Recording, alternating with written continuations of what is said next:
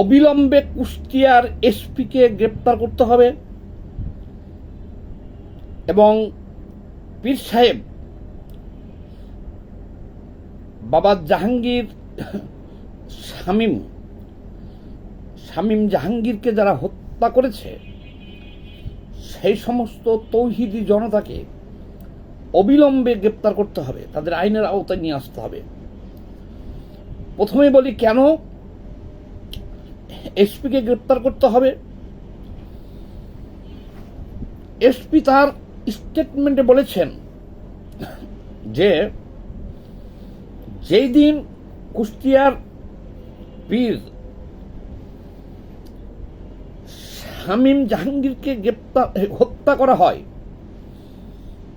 তারও 24 ঘন্টা আগে 2021 সালে ওনার একটা বক্তব্যকে ভাইরাল করা হয়েছে 7টা আইডি থেকে, উদ্দেশ্য প্রণোদিতভাবে তাকে হত্যা করার জন্য। এবং 2021 সালে উনি যে বক্তব্য দিয়েছিলেন সেই বক্তব্যের জন্য উনি গ্রেপ্তার হয়েছিলেন এবং আদালত থেকে নির্দোষ প্রমাণিত হয়েছিল। এসপি সাহেব যে বক্তব্য দিয়েছে কুষ্টিয়ার, ওনার এই বক্তব্যের কারণেই ওনাকে গ্রেপ্তার করতে হবে। উনি বক্তব্য দিয়েছেন যে উনি আগের দিনই এই ভিডিওটা হঠাৎ করে ভাইরাল হইতে দেখেছেন, দেখার পরে উনি স্থানীয় নেতাদের সাথে বারে বারে যোগাযোগ করেছেন যে আগামীকালকে কি আপনারা এই শামীম জাহাঙ্গীরের দরবারে কোনো অভিযান চালাইবেন, বা সেখানে কি আপনাদের কিছু আছে, বা আপনারা কি তাকে মারবেন বা হামলা করবেন। এসপি সাহেব বলতেছে তার বক্তব্যে যে উনি বারবার এই স্থানীয় নেতা যারা সম্ভবত শুনলাম জামায়াত নেতা, তাদের সাথে যোগাযোগ করেছেন, কিন্তু তারা অস্বীকার করেছেন যে না, আমরা সেখানে যাব না, তবে আমাদের মসজিদেই আমরা এটা নিয়ে মিটিং করব। ওই এসপি সাহেবকে আমি বলতে চাই যে সে এসপি হইল কিভাবে, আগে খতিয়ে দেখতে হবে সে চাকরিটা পাইছে কিভাবে, আদৌ কি সে বিশেষ ক্যাডারে লেখাপড়া করছে কিনা, সে চাকরি বুঝে কিনা। তার এসপির হাতে গোয়েন্দা সংস্থা আছে, ডিএসবি আছে, প্রতিটা জেলাতে ডিএসবি আছে, অর্থাৎ ডিস্ট্রিক্ট স্পেশাল ফোর্স, গোয়েন্দা ফোর্স আছে। চোরকে যদি সে ফোন করে বলে যে আপনি কি কালকে চুরি করবেন, তাহলে সে চোর কি বলবে যে আমি কালকে চুরি করব? উনি খুনিদেরকে ফোন করে বারবার জিজ্ঞেস করছে যে আপনারা কি কালকে ওখানে খুন করবেন, তাহলে ওই খুনিরা কি বলবে যে আমরা খুন করব? এটা কি কোনো পুলিশের কাজ? পুলিশের কাজ হলো, যেহেতু উনি দেখতেছে যে এই ভিডিওটা উদ্দেশ্যমূলকভাবে ভাইরাল হয়েছে এবং যেহেতু উনার মনের ভিতরে সন্দেহ হয়েছে, এই জন্যই তো সে বারবার নেতাদের দ্বারস্থ হয়েছেন, ফোন করেছেন যে আপনারা কিছু করবেন কিনা। তাহলে কেন তিনি সেই দরবার শরীফের পীরকে নিরাপত্তা দিলেন না? কেন তিনি অতিরিক্ত ফোর্স সেখানে দিলেন না? হ্যাঁ, পুলিশ প্রশাসন, এসপি তারা জানে যে আগামীকালকে এইখানে তৌহিদি জনতার নামক জঙ্গিরা, সন্ত্রাসীরা হামলা করবে। এ কারণেই তো তিনি ওখানে 2 জন পুলিশ দিয়েছেন। কেন 2 জন পুলিশ সেখানে অনেক দিলেন, আর যে 2 জন পুলিশ ওখানে দেওয়া হয়েছে, 2 জন পুলিশ কয় রাউন্ড গুলি করছে, ওখানে কি ব্যবস্থা নিছে, তাদেরকে কি ডিউটি ওখানে দেওয়া হয়েছিল? তাদেরকে কি ডিউটি দেওয়া হয়েছিল যে সেখানে তৌহিদি জনতা নামক জঙ্গিরা আসবে, দরবারে হামলা করবে, লুটপাট করবে, আর তোমরা তাদের পাহারা দিবা? কেন তারা গুলি করলো না? কেন সেখানে কেন তারা সেই পীরের জীবন রক্ষা করতে পারলো না? এর দায় সম্পূর্ণ নিতে হবে এসপিকে। এসপি নিজেই স্টেটমেন্ট দিয়েছে, সে আগের দিন ঘটনা জানে, জানার পরে সে জঙ্গিদের সাথে আলোচনা করেছে। তাহলে কেন সেখানে পর্যাপ্ত পুলিশ ফোর্স সরকার থেকে দেওয়া হলো না? কেন এসপি নিজে সেখানে গেল না? অথবা কেন তিনি ওসিকে সেখানে পাঠালেন না?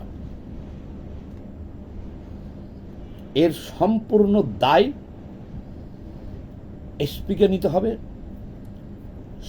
সরকারকে নিতে হবে, স্বরাষ্ট্রমন্ত্রীকে নিতে হবে এর দায়। আমরা অবিলম্বে এই ঘটনার দায় এসপির উপরে দিয়া, এসপিকে আগে গ্রেপ্তার করতে হবে, তারপরে সমস্ত ভিডিও ফুটেজ দেখা যারা ওই হত্যাকাণ্ডে অংশগ্রহণ করেছে সেই সমস্ত তৌহিদি জনতা নামক জঙ্গিদের গ্রেপ্তার করতে হবে। অবিলম্বে সেই সমস্ত তৌহিদি জনতাকে গ্রেপ্তার করতে হবে। সারা বিশ্বে এই হত্যাকাণ্ডের কারণে আমরা একটা জঙ্গি রাষ্ট্র হিসাবে তৌহিদি জনতা নামক উচ্ছৃঙ্খল জনতার আমরা পাইতেছি। সারা বিশ্বে আমাদেরকে সেই দৃষ্টিকোণ থেকে দেখতেছে। এই তৌহিদি জনতারা শাহবাগে, এই তৌহিদি জনতারা শাহবাগে সমকামীদের উপরে হামলা করেছে। এই তৌহিদি জনতারা বাউল শিল্পী শফি মণ্ডলকে হত্যার জন্য ঘুরে বেড়াইতেছে, হত্যার হুমকি দিয়েছে। এখন বাউল শিল্পী শফি মণ্ডল আত্মগোপনে চলে গেছে, তার বাড়িতে এখন পুলিশ পাহারায় আছে। বাউল শিল্পী আবুল সরকার মুক্তি পেয়েছে জামিনে আজ 5 মাস পরে। তিনিও বলেছেন তিনি নিরাপত্তাহীনতায় ভুগতেছে, তার উপরে হুমকি আছে। তাহলে এখন দেশে এই যে তৌহিদি জনতার নামে এই জঙ্গিদের উৎপাত, এরা বাউলদের উপর হামলা করতেছে, এরা সমকামীদের উপর হামলা করতেছে, এরা পীরদের হত্যা করতেছে। আপনারা জানেন কিনা জানি না, আমি জানাই দিলাম, বাউল শিল্পী শফি মণ্ডলকে হত্যার হুমকি দিয়া জিহাদিরা বা জঙ্গিরা ঘুরতেছে। সরকার তার পুলিশ, সরকার কিন্তু তার পুলিশ, তার বাড়িতে পুলিশ দিচ্ছে নিরাপত্তার জন্য। কিন্তু 2 দিন আগে যেহেতু একজন পীরকে পুলিশের সামনে হত্যা করা হয়েছে, পুলিশ পাহারা দিয়েছে, সেই কারণে শফি মণ্ডল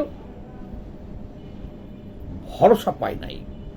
পুলিশের ওপরে সে আত্মগোপনে গেছে।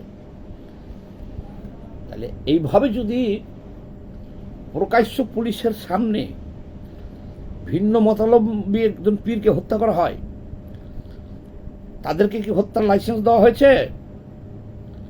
দেওয়া হয় নাই। বাংলাদেশ সংবিধানের 39 অনুচ্ছেদে মানুষের মত প্রকাশের স্বাধীনতা দেওয়া হয়েছে, অধিকার দেওয়া হয়েছে। এখন এভাবে যদি পুলিশের সামনে প্রকাশ্য হত্যা করে, বিশ্বের দরবারে বাংলাদেশের অবস্থান কোথায় যাবে? আর বিশ্বের দরবারে বাংলাদেশের অবস্থান কোথায় যাবে? আর ভবিষ্যতে কেউ কি ভিন্ন মতাদর্শের যারা আছে, যারা পীর আছে, যারা মাজার ভক্ত আছে, তারা কি এদেশে থাকার সাহস পাবে? তারা কি থাকবে? ভবিষ্যতে কি কেউ শফি মণ্ডলকে হত্যার হুমকি দিয়ে যদি এইভাবে বাড়ি ছাড়া করা হয়, আর কি কেউ বাউল গান গাবে? আবুল সরকার জেল থেকে বের হওয়ার পরেও 5 মাস পরে নিরাপত্তাহীনতায় ভুগতেছে।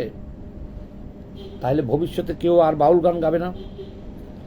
ভবিষ্যতে কেউ আর নাটক করবে না?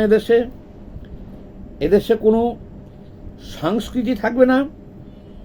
এদেশে থাকবে খালি জঙ্গিরা? সরকারকে জবাবদিহি করতে হবে। হয়তো সরকার বলবে আমরা 2 মাস আসছি।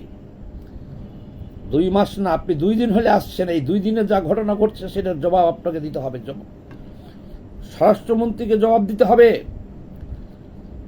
ঠিক আছে, ঘটনা ঘটছে, এখন পর্যন্ত কেন ওই এসপিকে গ্রেপ্তার করা হলো না বা জবাবদিহিতার আওতায় আনা হলো না? এখন পর্যন্ত কেন এই পীর সাহেবকে হত্যাকারীদের গ্রেপ্তার করা হলো না?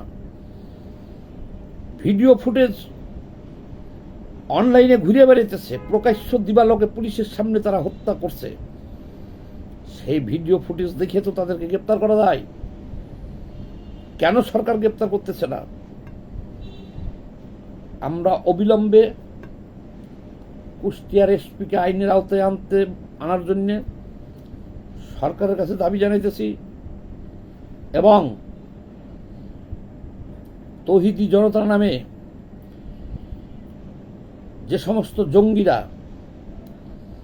এই পীর সাহেবকে হত্যা করেছে, যে সমস্ত জঙ্গিরা, জেহাদিরা তৌহিদি জনতার নামে বাউল শিল্পী শফি মণ্ডলকে হুমকি দিতেছে হত্যার, সে বাড়িঘর ছেড়ে পালাই রয়েছে, এদের বিরুদ্ধে কঠোর ব্যবস্থা নিতে হবে সরকারের। আর সকল বাউল শিল্পীর বা সকল মতাদর্শের মানুষের নিরাপত্তা নিশ্চিত করতে হবে সরকারকে, যাতে এই সব জঙ্গি জিহাদি যারা বাংলাদেশটাকে আফগানিস্তান বানানোর পরিকল্পনা নিয়ে সুপরিকল্পিতভাবে এইসব হত্যাকাণ্ড করছে, ঘটাইতেছে, এদের দ্রুত বিচার করতে হবে। আর বিচার না করলে সরকার কিন্তু টিকতে পারবে না। সরকারেরই পদত্যাগের দাবি আসবে সামনে। অবিলম্বে এই বিচার কি হতেছে জনগণ দেখবে, তারপরে কিন্তু সরকারের পদত্যাগের দাবিতে দেশে আন্দোলন আসবে।